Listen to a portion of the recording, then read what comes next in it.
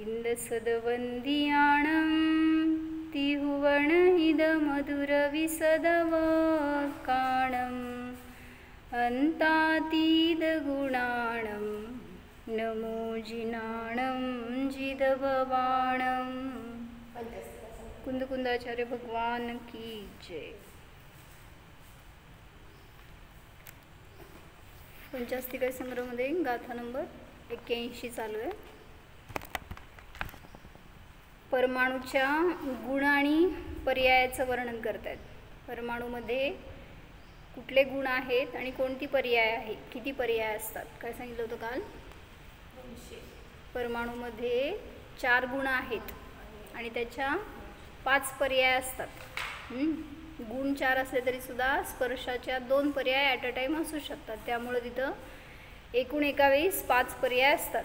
2 स्पर्श, 1 रस, 1 गंध आणि 1 वर्ण, म्हणजे या मुख्य 4 गुणांच्या 5 पर्याय असतात। अशा अनंत गुणांच्या अनंत पर्याय आहेत की एका वेळेस, पण आपल्याला डिफरन्शिएट करायसाठी सांगतायत की जसं अन्य द्रव्यांमध्ये एका गुणाची एका समयात एकच पर्याय असते, तसं इथं स्पर्श गुणाच्या एका वेळेस 2 पर्याय आढळतात।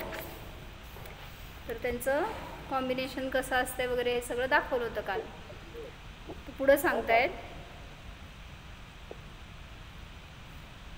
81 गाथा आहे। गाथा म्हणायची काय का? एयरसवर्णगंधं दोफासं सद्कारणमसद्दं खन्दन्तरिदं दौवं परमाणुं तं वियाणाहि। त्या परमाणूला 1 रसवाला, 1 गंधवाला, 1 वर्णवाला, 2 स्पर्शवाला, शब्दाचे उपादान कारण तसेच स्वयं अशब्दरूप आणि स्कंधामध्ये व्याप्त असूनही भिन्न द्रव्य जाणा। म्हणजे परमाणू हे एक भिन्न द्रव्य आहे, जरी ते त्या स्कंधाच्या आत अंतर्गत आहे, स्कंध त्याच्याद्वारेच बनलेला आहे, तरी सुद्धा परमाणू हे स्वतंत्र द्रव्य आहे। त्यामुळं पुद्गल म्हणत असताना तुम्हाला ते परमाणू दिसायला पाहिजे द्रव्य म्हणत असताना। काय म्हणते भाभी? स्कंद जी काय बघताय ना त्याला तुम्ही पुद्गल म्हणता, ती पर्याय आहे। जेव्हा पुद्गल द्रव्य म्हणतो त्यावेळेस तो परमाणूच दिसायला पाहिजे। मग जसं जीव द्रव्य म्हणत असताना तुम्ही मनुष्य असं बघत नाही, नारकी देव असं बघत नाही, जीव म्हणून बघताय त्याला। द्रव्य एक वेगळं द्रव्य आहे आणि ही मनुष्यादी त्याची पर्याय आहे। तसं सांगितलं पुद्गल म्हणत असताना जर एखादा स्कंद म्हणला हे टेबल पुद्गल आहे, हे पुस्तक पुद्गल आहे, तर हे पुद्गलाची पर्याय आहे। पुद्गल द्रव्य त्यातलं परमाणू मात्र आहे। त्यामुळे प्रत्येक परमाणू जरी तिथं काय म्हणायचं बद्ध कंडिशनमध्ये दिसतंय तरी सुद्धा ते स्वतंत्र आहेत। कितीही त्याच्यामध्ये एकरूपता दिसते तुम्हाला तरी सुद्धा ते त्यातले सर्व परमाणू स्वतंत्रच आहे। ते शेवटचं वाक्य राहिलं होतं। विभाव द्रव्य पर्याय आहे। बरोबर आहे, विभाव द्रव्य पर्याय।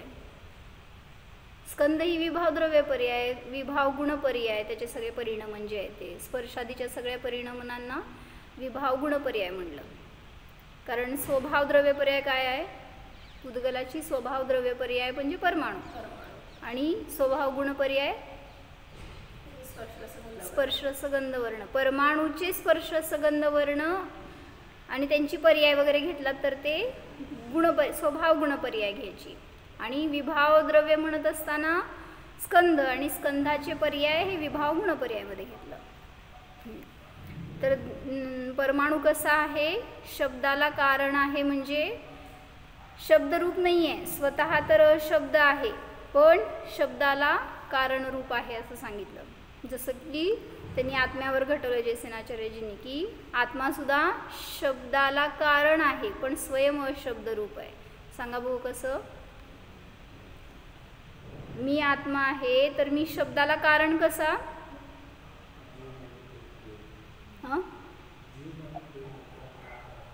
जीव कुठं बोलतो? जीवाला कुठं शब्दाला कारण का म्हणलं जीवाला?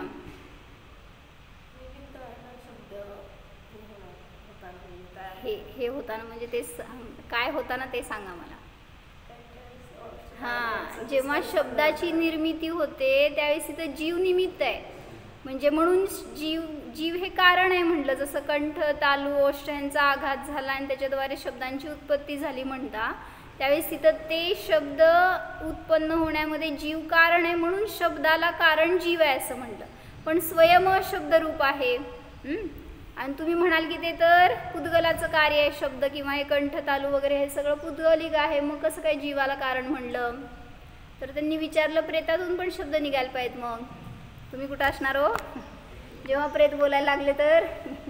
म्हणजे प्रेतामध्ये जीव आहे तर ते जीवाच्या निमित्ताच शब्दाची उत्पत्ती, प्रेतात जीव नाही आहे म्हणून त्यातून शब्द दिसत नाही आहे. पण जो जिवंत जीव आहे तर तिथं शब्द वर्गणा उत्पन्न होण्यामध्ये त्या जीवाचा व्यापार आहे म्हणून शब्दाला तो कारण आहे असं म्हणलं. आणि पण सर्वथा असं नाही, पण जीवाला आहे की नाही शब्दाला कारण, तो तर आहे. इवन पुद्गलात आघात होऊन पण होणार की, असं नाही की फक्त जीव काय आहे, जीवाचं काय विशेषण त्यासाठी सांगतायत की जसं इथं त्यांनी परमाणूला दिलं की शब्दाला कारण आहे, त्यापुढं त्यांनी जयसेनाचार्यांनी सांगितलं आत्मवत असं काहीतरी त्यांनी उदाहरण दिलंय. म्हणजे आत्म्याप्रमाणे परमाणूसुद्धा शब्दाला कारण आहे. मग परमाणू तर आहेच आहे की, पण तसंच जीवसुद्धा तिथं निमित्त रूपाने कारण आहे आणि स्वयं अशब्दरूप आहे. घेतलंय त्यांनी विस्तार, वाचू ते आपण. अमृतचंद्राचार्यांची शेवटची ओळ राहिली होती एकच.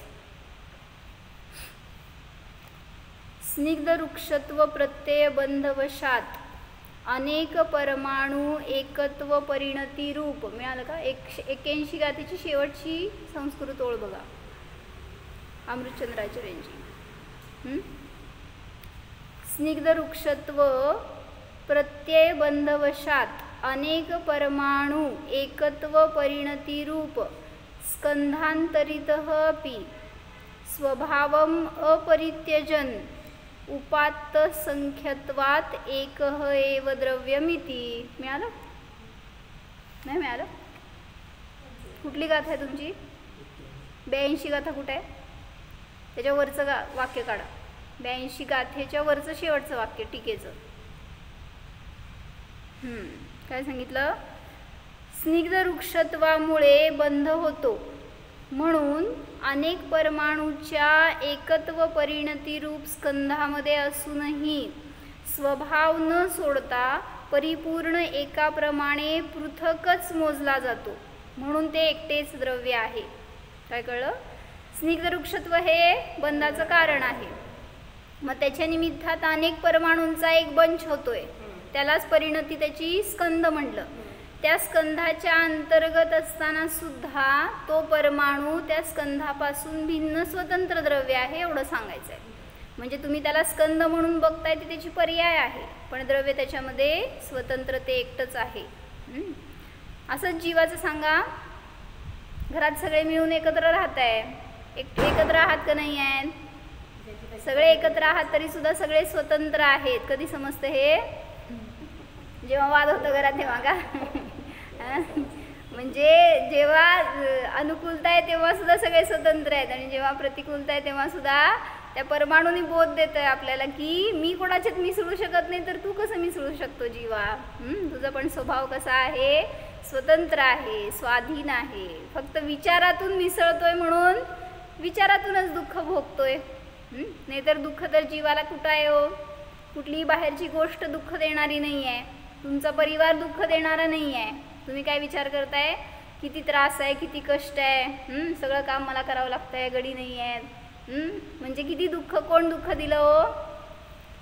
पुण्य पाप आहे तुमचं तुमच्याबरोबर, त्यामुळं त्याचं दुःख तुम्हाला भोगावं लागणार आहे. शास्त्र चुकून दुकानदारी करत बसल्यावर दुःख का सुख? काय तुम्हाला पण विचारायला लागले? नाही, आम्ही दुकानदारी करतच शास्त्र ऐकतो म्हणा की.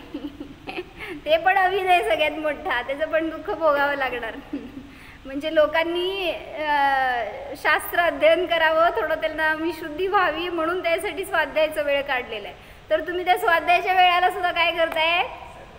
स्वयंपाक करतात, दुकानदारी करतात, पैसा कमवतात, सगळं टी व्ही इकडं चालू असते, इकडं तुमचे भोग चालू आहे, काय स्वाध्याय पण चालू असते. सगळं एका वेळेस करणारे वृद्धी संपन्न आहेत तुम्ही सगळे.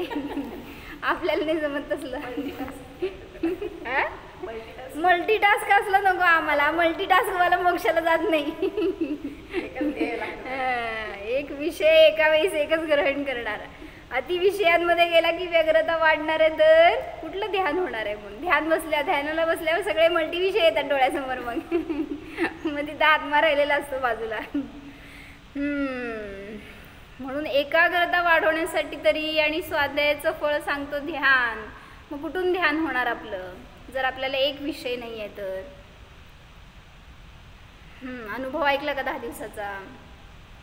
ध्यानाला बसले, त्यांना एक विषय होता आणि हे विशेष वाटलं मला की त्यांनी न कॅसेट लावता ध्यान करायला लागलेत. म्हणून असं काय म्हणजे नाही, मध्ये मध्ये लावायचे ना महाराजांची कॅसेट वगैरे, असं लावून ऐकायचे. माहीत नाही म्हणजे मला असेल मग. पण ते विदाऊट अवलंबन 10 दिवस आपल्याला एका विषयावर ठेवायचा उपयोग म्हणजे किती जास्त स्ट्रगल आहे त्यासाठी. आणि त्यांनी तेच सांगितलं त्याच्यासाठी की ध्यान हे सगळ्यात अवघड आहे असं जाणवलं. म्हणून नाही म्हणजे केलं तर सोपं आहे, केलं तर अवघड आहे. कारण तुम्हाला अन्य विषयात जाणारा उपयोग केंद्रित करावा लागणार आहे तर अवघड आहे. म्हणून ते जास्त जेवढे विषय घेणार आहेत ना ज्ञानाला तेवढं भरकटत राहणार आहे. त्यामुळे ध्यानाला बसल्यावर ते सगळे विषय येतात. सांगा, डोळे झाकल्यावर कोण कोण दिसतं दुकानातलं? मग कसं व्हायचं सांगा की आपल्याला केवळ ज्ञानापर्यंत जायचं आहे, आपल्याला आत्म्यापर्यंत जायचं आहे, सिद्ध व्हायचं आहे. कसं होणार?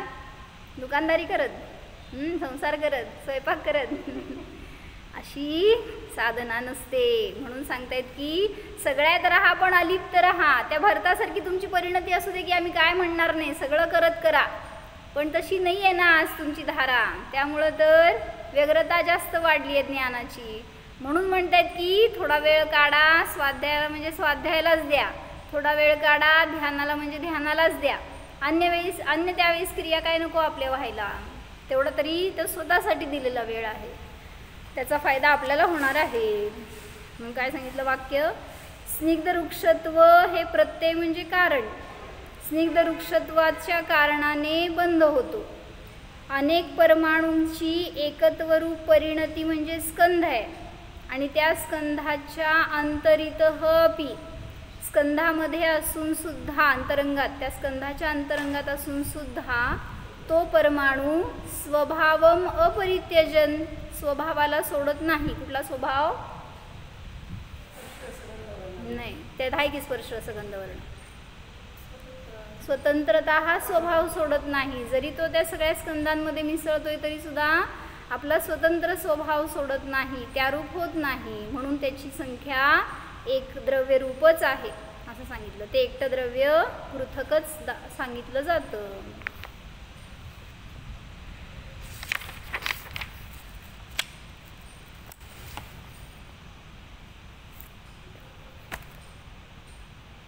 वर्णिजींनी पण याच्यावर छान केला होता खुलासा थोडा.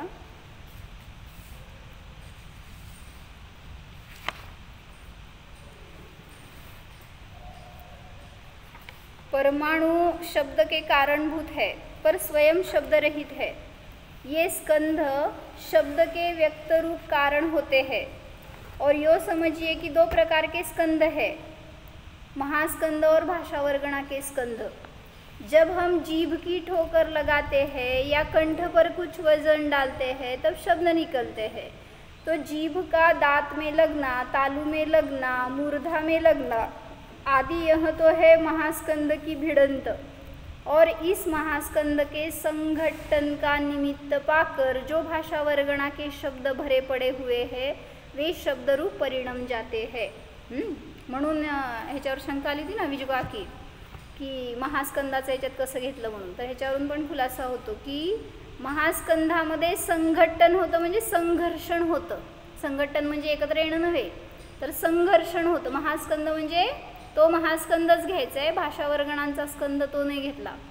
तर महास्कंधामध्ये संघर्षण होतं आणि मग त्याच्यातून जे काही भाषावर्गणा उत्पन्न होतात ते स्कंद वेगळे. मग ते भाषावर्गणा तर आहेत सगळीकडे, त्याचं शब्दरूपाने परिणमन होण्यासाठी हे आपला आघात कारण आहे. कंठ, तालू, ओष्ठ ह्यांचा आघात. तो इन दोनों प्रकार के स्कंधों से आश्रयभूत पने की दृष्टि और उपादान की दृष्टि से परमाणु कारण तो हो गया पर स्वयं शब्द रूप नहीं हुआ. का नाही झालं सांगा हेतू स्वतः जीव नव्हे परमाणु शब्दरूप का नाही सोपं आहे लय अवघड विचार करू नका परमाणु स्कंदाची पर्याय आहे ती. स्कंद आहे. परमाणूची नाही, स्कंदाची पर्याय आहे. बरोबर परमाणु हे शब्द हे परमाणु नाही आहे तर स्कंद आहे त्यामुळं परमाणु शब्दरूप नाही परमाणुमध्ये शब्दाची उत्पत्ती होत नाही म्हणून तो अशब्दरूप आहे जैसे यहाँ आत्मा भी शब्द का कारणभूत है न हो आत्मा तो ये वचन कैसे निकले यहाँ आत्मा मला सांगा ते जे जीवाच्या द्वारे शब्द निघतात ते बुद्धिपूर्वक का अबुद्धिपूर्वक जीव निमित्त आहे म्हणून सांगताय तुम्ही बुद्धिपूर्वक आहे की जीव भाव करतो आणि तसं पुद्गलामध्ये तिची योग्यता कारण प्रत्येक वेळेस आपण म्हणजे काय म्हणतो जसं योग्यता आहे तसंच ते शब्द निघणार बाहेर जरी आपल्याला काय बोलायचं असेल तरी पण हा आपल्याला बोलायचं एक असताना निघतं दुसरंच काहीतरी असं पण करता समयची योग्यता अजून त्यावेळी जी योग्यता असेल तसं ते शब्दाचं परिणाम होतं अजून सांगा की अजून बुद्धिपूर्वक का नाही बुद्धिपूर्वकच निघतात असं का नाही सांग की उदाहरण जातो मग त्याचा परिणाम त्याच्यामध्ये बरोबर आहे ठीक आहे नाही मला विचारायचं कधी असं बुद्धिपूर्वक बोलता तुम्ही अजून झोपेत बरोबर म्हणजे झोपेमध्ये तुम्ही काय बोलता तुम्हाला माहित असते का म्हणजे तिथं पण बुद्धिपूर्वक म्हणजे म्हणायचं बुद्धिपूर्वकच व्यापार असेल असं नाही पण जीवाचं तिथं कारण आहे जीव निमित्त असणार आहे त्यामुळे तिथं त्याच्या आघात दोन्ही घेता येईल का बुद्धिपूर्वक अबुद्धिपूर्वक हो ना दोन्ही येते ते सांगते बुद्धिपूर्वक तर आहेच आहे अबुद्धिपूर्वक सुद्धा व्यापार आहे फक्त तिथे शब्द जीव निमित्त कारण आहेच हे सांगायचं आहे जीव नसेल तर शरीरातून नुसते शब्द बाहेर पडणार नाहीत जे क्रमनियमित पर्याय आपण म्हणतो की जे होणार आहे तेच होणार आहे म्हणजे आता प्रयत्न आपण म्हणतो आज करते बाहेर दिसते प्रयत्न करतो पण जे शब्द जसे पडणार तसेच होणार ना असं पण करू शकतो आहे की तसं तर आहेच क्रमनियमितता पण उपादान आणि निमित्त दोन्ही पण आहे ना कार्य होताना मग उपादान तर त्याचं पुद्गलच आहे कारण ती पुद्गलाची पर्याय आहे पण निमित्त रूपाने जीव सुद्धा तिथं हजर आहे म्हणून जीवाला निमित्त कारण म्हटलं यह भाषा ये उपदेश कहाँ से प्रकट होते अगर जीव नहीं होता तो यह आत्मा इसी प्रकार शब्दों का कारणभूत है तालू ओठ जीभ इनका व्यापार मुर्दे में तो नहीं होता तो इसी प्रकार शब्द का कारणभूत है परंपरया आत्मा काय म्हणते अनिता काकी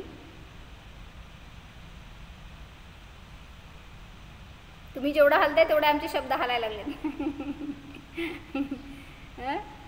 तालू ओठ आपण वृत्तात्म्याचं पण घेतलंय आणि ज्यांना जे मूक आहेत त्यांचं तर सेफ नाहीये ना त्यांना सगळं आहे म्हणजे बाहेरचं आहे अनुकूलता पण ते बोलू शकत तरी पण त्यांचे शब्द असतात माहित आहे करणार जे काय ते आहे ना आघात मग असं म्हणायचंय तो ते एक प्रकारचे शब्द आहेत कोणी किंवा कसं कधी कधी असं अटॅक होतो कोणाला की ते स्पेशल जे दादा त्यांना बोलायला पण येत नाही असं पण काही आहेत बरोबर सर्वथा जीव कारण आहे असं नाही सर्वथा पुद्गल कारण आहे असं नाही आहे की नाही तर आहे जीव पण तिथं कारण आहे असं लावायचं इसी प्रकार शब्द का कारणभूत परंपरया आत्मा फिर भी निश्चय से यह आत्मा शब्द ज्ञान का विषयभूत तक भी नहीं है काय म्हणायचंय आत्मा शब्द ज्ञान का विषयभूत भी नहीं है काय काय सांगितलं आत्मा शब्दाला कारण आहे स्वयं अशब्द रूप आहे आणि तिसरं सांगतायत शब्द ज्ञानाचा विषयभूत सुद्धा नाही म्हणजे काय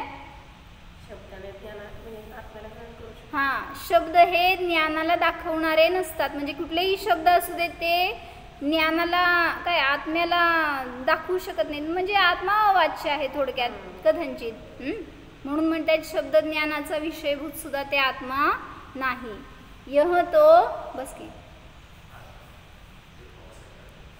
ते काढते तू बस 5 मिनिटं बसावं बेटा सगळा शास्त्राचा अभिनय होतो शास्त्राचा अभिनय होतो 5 मिनिटं बस 5 मिनिटं बस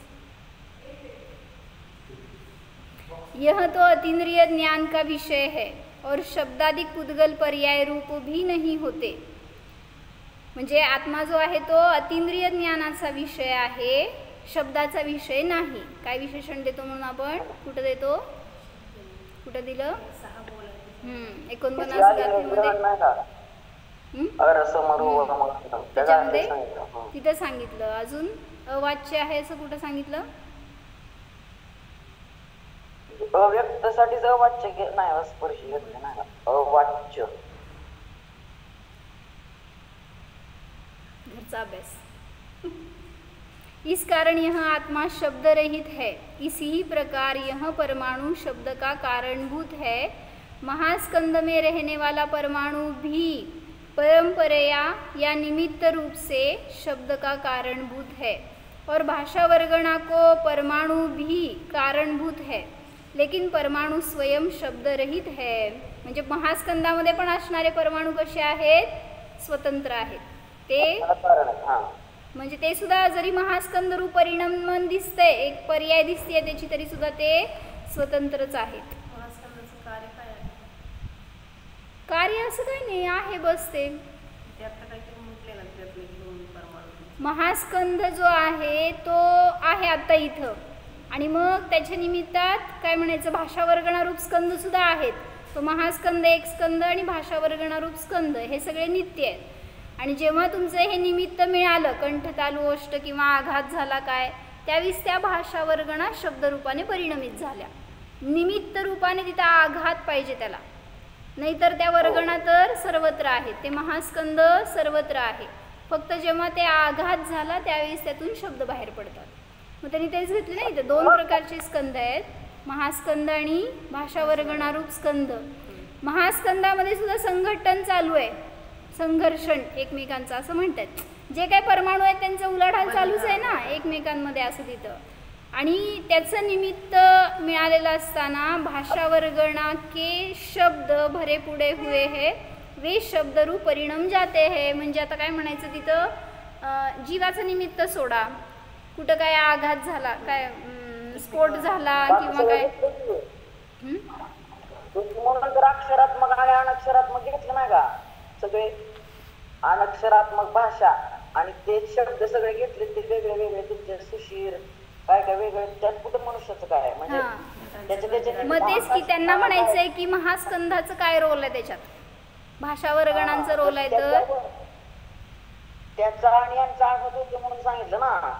महास्कंद आणि भाषा वर्गणा या दोन्हींचा एकमेकावर आघात झाला असताना शब्दाची उत्पत्ती होते. हे महत्त्वाचं. महास्कंदामध्ये सुद्धा संघर्षण आहे स्वयं त्याच्यामध्ये, जे काही परमाणूंचं परिणमन चालू आहे ना त्यांचं त्याच्यामध्ये, त्याच्या निमित्तात सुद्धा एकमेकांशी ते जर आदळले गेले आणि त्याच्या निमित्तामध्ये सुद्धा जे काही ध्वनी उत्पन्न होणार ते स्कंधाचंच. महास्कंद मोठा आहे, त्यातले समजा 100 परमाणूंचा 10 परमाणूंवर आघात झाला आणि त्याचा ध्वनी निघाला, तर तिथं भाषा वर्गणा निमित्त असणार आणि तिथून ते शब्द उत्पन्न होणार असं.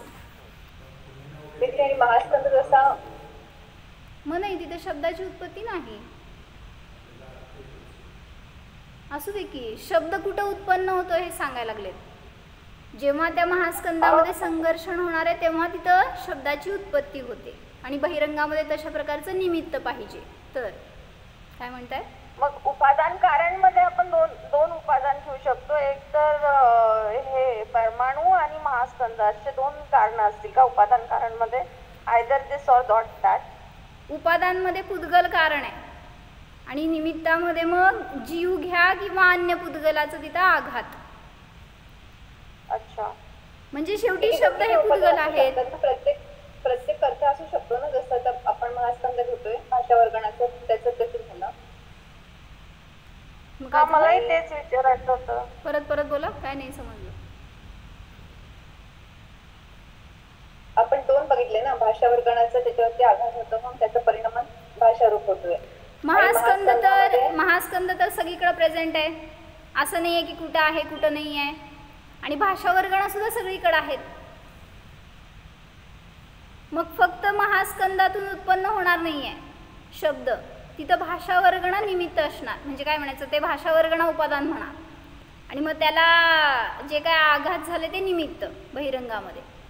मग त्यांनी विचारलं इथं की असं पण आहे की कितीतरी ठिकाणी हालचाल झाली, काय काय परिणमन झालं दिसतंय. महास्कंदामध्ये सुद्धा अनेक ठिकाणी परिणमन झालेलं दिसतंय, पण आवाज येत नाही. मग हां, तिथं त्या रूपाने परिणमन दिसायला पाहिजे. भाषा वर्गणांचं जर तिथं आघात झाला तरच तिथं शब्दरूप परिणमन दिसून येतं, ती पर्याय दिसून येते, अन्यथा नाही दिसणार. जाणार, उपादानात नाही ना. निमित्त म्हणा मग त्याला, भाषा वर्गणाला उपादान म्हणा. नाही, तेच कन्फ्युजन होतं. झालं ना शांत. महास्कंदामध्ये लूजली कनेक्टेड ना दिली सगळेजण. जसं म्हणजे आता असं आपला कसं आत्मा पण खंडपिंड म्हणतो की आपण शरीर आहे ते व्यवस्थित, म्हणजे आपण म्हणतो निर्माण संघात आहे ते, पण ह्याच्यामध्ये तो आहे तो जसं फक्त आपण मध्ये थोडी पोकळी पण आहे, असं फक्त एकमेकाला कनेक्टेड आहेत सगळ्या असं म्हणा वस्तू त्या टाईपने. महास्कंद लोकाकाश प्रमाण आहे तो. हा, तेच तेच. मग त्याच्यामध्ये आपण आहेच गर्भित आलोय असं म्हणा, पण ते पण स्वतंत्र आहे. एका क्षेत्र अवगणत आहोत ना महास्कंदाच्या. मला तेच विचारायचं. सगळे साही द्रव्य एका क्षेत्रात आहेत आपल्या. तुमच्या शरीराच्या क्षेत्रामध्ये किती द्रव्य आहेत? साही द्रव्य आहेत, एकेका प्रदेशावर साही द्रव्य आहेत. मग आणि पण त्यातलं पुद्गलाचं काय काय आहे तर महास्कंद पण आहे का असं आहे? हो, महास्कंदावर PhD करू नका म्हणते, आत्म्यावर करा. म्हणजे महास्कंद तर सर्वत्र व्याप्त आहे आणि तुम्ही जिथं आहात तिथं पण, म्हणून तर म्हणलं ना, तुमच्यापासून इथंपर्यंतचे सगळे एकाला स्पर्शित आहेत सगळे परमाणू म्हणा, ते स्कंद म्हणा. त्यामुळं महास्कंद एक आहे पूर्ण. म्हणून तुमच्या त्या अपेक्षेने काय म्हणायचं, सिद्धशिलेला सुद्धा तुमचा स्पर्श आहे, किंवा खाली नरकाच्या निगोदाच्या खाली तिथं पण तुमचा स्पर्श आहे, परमाणूंच्या स्पर्शाच्या निमित्तात तशा. पण काय त्याचं आपल्याला प्रयोजन नाही, कारण जीव ज्ञान सगळ्यापासून स्वतंत्र भिन्न आहे. जर ते परमाणू स्वतंत्र आहेत त्या महास्कंदात, तर जीव घुसला तरी सुद्धा त्याच्यामध्ये स्वतंत्रच आहे. अजून काय? शुद्ध ज्ञान में सहज आनंद का चमत्कार. भैया हम सबको जानना चाहते हैं, जानने का यत्न है. हम जीव को भी जानते हैं और जीव को भी जानते हैं, पर जीव को जाने तो जीव के शाश्वत स्वभाव रूप चैतन्य शक्ति रूप से जाने. इस शुद्ध जानने से एक बहुत बड़ा चमत्कार आत्मा में होगा. अनाकुलता पैदा हो, सहज आनंद जगे, इससे भी बढ़कर कोई चमत्कार है क्या दुनिया में? उन जीवों को देखो तो उनमें उनको चैतन्य स्वभाव रूप में देखो, और पुद्गल को देखो तो इन स्कंदों में इन स्कंदों के कारणभूत अविभागी परमाणु को निरखो. काय कळलं? त्याच्या आधीचं वाक्य सांगा. सगळ्या इतरांना पाहताय तर जीव पहा, त्याच्या आतला जीव पहा. तुम्ही काय पाहताय, हा कोणी रिलेटिव्ह आहे असं पाहताय ना, तर त्यातला जीव पहा. तसं स्कंद पाहताना त्याच्यातला परमाणू पहा. थोडक्यात काय सांगितलं, शुद्ध दशा, शुद्ध द्रव्याला पहा, तर तिथं अनाकुलता प्रगट होणार. ज्ञान तो होना ही चाहिए. अज्ञान अंधेरे से बढ़कर कुछ पाप नहीं है. सगळ्यात मोठं पाप काय आहे? अज्ञान. म्हणजे का? अनिता काकी सांगा, अज्ञान पाप का?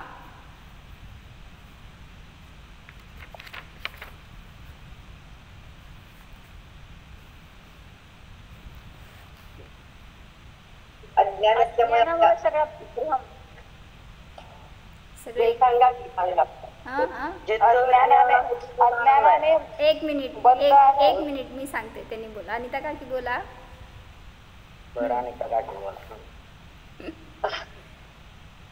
माझी शक्ती नाही हो सगळ्यांचं एकदम ऐकायची.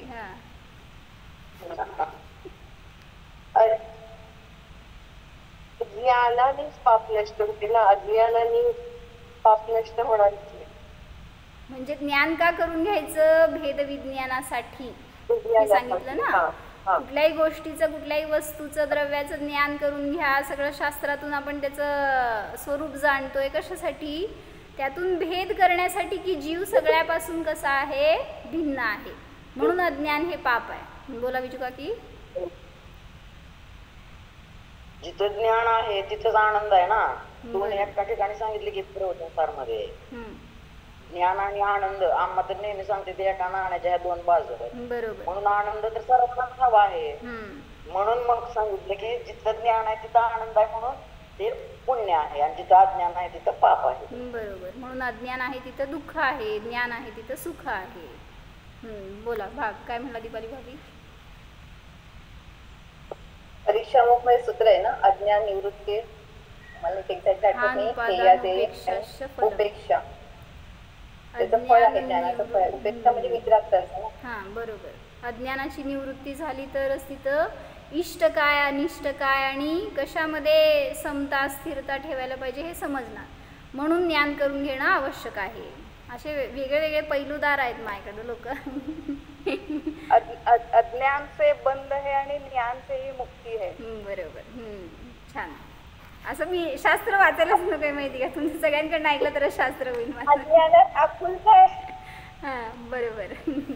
असं सगळं माझ्यासाठी सांगू नका बरं का, मी तर घेणार आहे सगळं माझ्यासाठी, चांगली गोष्ट आहे, पण तुम्हाला समजू दे की त्यातून मी ज्ञान करून घ्यायला पाहिजे. माझं जेवढं ज्ञानात उघाड होणार आहे ना, स्वाध्यायाने उघाड होणार आहे.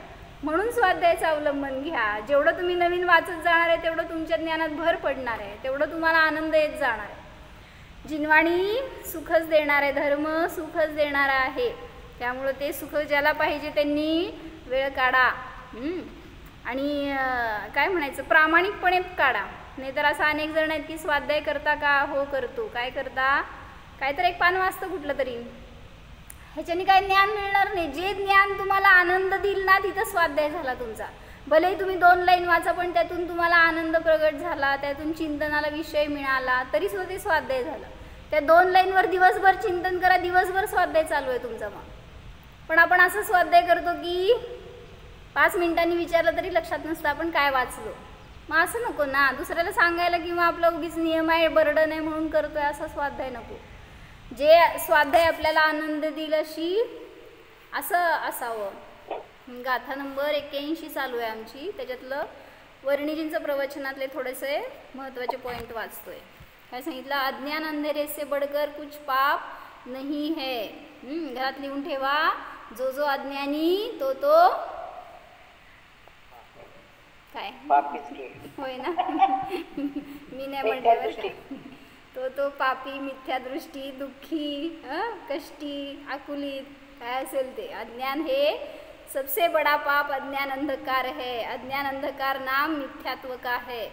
आत्मा के स्वरूप का दर्शन न होना, इस आत्मा को सहज रूप से न परखा जाए, वह अज्ञान अंधकार है.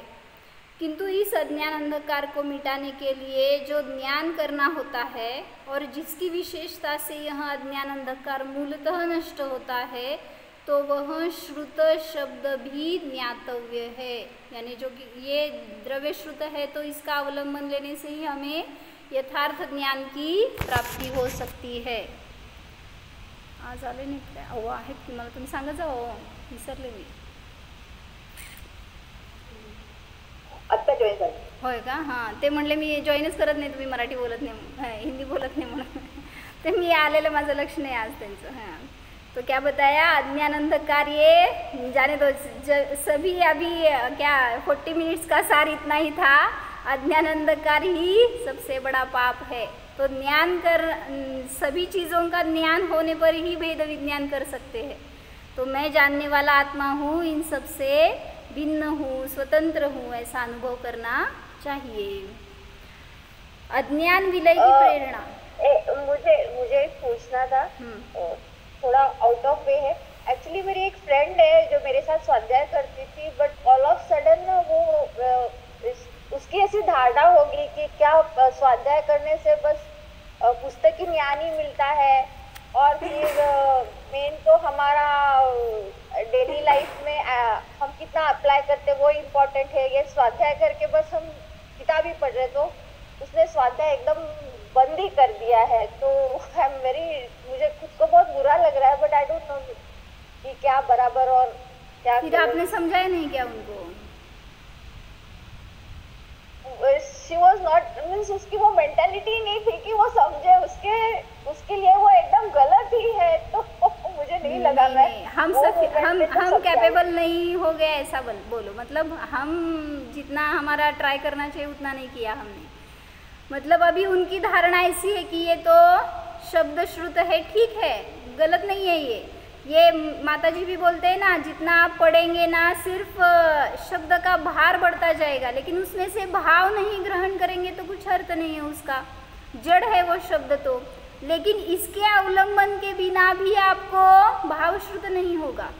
जो भावश्रुत होगा उसके लिए अन्य विषय बहुत है बाहर के, आप इसलिए ये द्रव्य श्रुत भी कारण है भावश्रुत के लिए, ठीक है। जिसका ज्ञान व्यग्र नहीं है, जिसे एक बार बोलने पर सब समझ में आता है, विचलितता नहीं होती, वो उस पर से भी ध्यान कर सकता है, तो ठीक है, उसको स्वाध्याय की भी ज़रूरत नहीं है। लेकिन हमारा ज्ञान ऐसा है ना, व्यग्र हो जाता है, चंचल हो जाता है, हर चीज़ में भटक जाता है, तो इसलिए उसको एकाग्र करने के लिए अलग अलग रूप से यहाँ पे वर्णन। इतनी बड़ी जिनवाणी क्यों रची फिर? द्वादशांग रचने की क्या ज़रूरत पड़ी? एक ही शास्त्र में, एक ही गाथा में, एक ही वर्ड में सब बता देते आचार्यों के द्वारा या भगवान के द्वारा, बस आत्मा जानो इतना ही बोलते तो बस हो जाता। क्यों इतना बड़ा सब विस्तार हो गया जिनवाणी का? नहीं, सभी की बुद्धि अलग अलग है, सभी का इंटरेस्ट अलग है, तो किसी भी बाय एनी वे आप जाओ कहाँ पर, यहाँ पे जाना है आपको। किसी को करणान योग में से इंटरेस्ट है, वो उस टाइप से उधर से जाते हैं, या किसी को द्रव्यान योग, प्रथमान योग, सभी तरफ से उद्देश्य तो हमारा वही है कि आत्मा सिद्ध करना है, आत्मा को जानना है। तो अगर स्वाध्याय नहीं है तो बाहर भटकते जाएंगे, इसलिए स्वाध्याय का भी अवलंबन आवश्यक है। बोला दीदी, ते असं सांगतात ज्ञान आणि चारित्र्याबद्दल, नुसतं ज्ञान आहे आणि चारित्र्य नाही तर ते शुष्क ज्ञान झालं, आणि ज्ञान आहे पण चारित्र्यामध्ये नाही आहे, सॉरी ते शुष्क ज्ञान झालं, आणि ज्ञान नाही पण चारित्र्यामध्ये आहे नुसतं, तर ते रुंदी होई कशा आहे, म्हणजे तुम्ही टेम्परेचर दाबून ठेवलं, ते दोन्ही पण तुमची धारा सेम चालायला पाहिजे ना, ज्ञान आणि चारित्र्य अभ्यास तर मतलब इसीलिए तो बताया ना, सम्यक दृष्टि जीव है, भले ही वो परिग्रह में है, घर में है, फिर भी उसकी परिणति ऐसी रहती है कि कब मैं इसे छूटूं, तो उसको श्रद्धा ज्ञान चारित्र तीनों प्रकट हो गए हैं।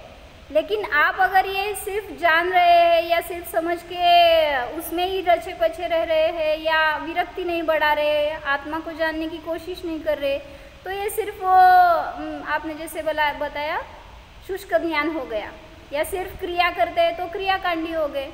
ऐसा नहीं करना चाहिए। क्या बोले आप? वेळ संपली बरं का? आणि जिनवाणीचा स्वाध्याय सोडला तर पापातच बसलं तर अजून प्रतिकूलता येईल। बरोबर है। इसलिए आप सब मुझे बताओ, स्वाध्याय करो, तो मैं स्वाध्याय करने वाली हूँ तो मैं आपको बताती हूँ, आप मुझे बताओ, लेकिन स्वयं को सुरक्षित करना है, इतना इसमें से उद्देश्य है। स्वयं को पहचानना है, जानना है। वो जिसको कला आ गई ना, वो किसी भी एक शब्द से, एक वाक्य से, एक गाथा से आ गई तो भी चलता है, लेकिन स्थिर रहना चाहिए ज्ञान। जब संकट प्रतिकूलता आती है तो विचलित हो जाते हैं। इसलिए जो भी करना है, विस्तार बढ़ाओ या मत बढ़ाओ, लेकिन स्थिर रह सकते हैं तो वही उद्देश्य है स्वाध्याय का, ध्यान और आत्मा का अनुभव।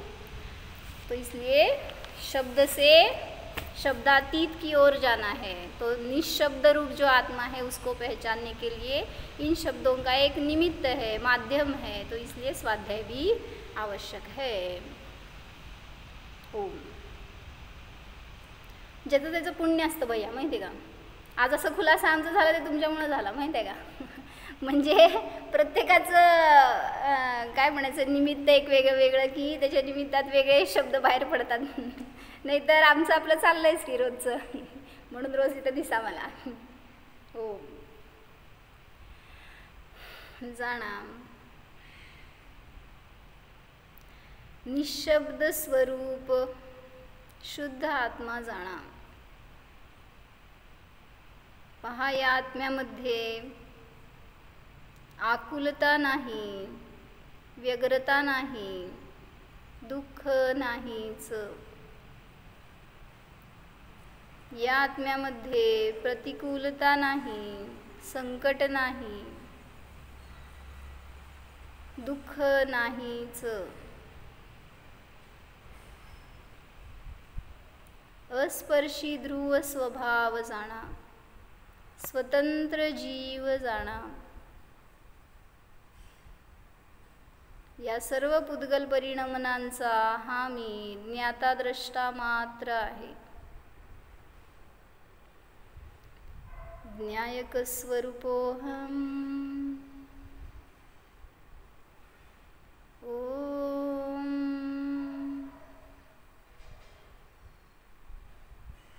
विसर्जन. नमो हरि.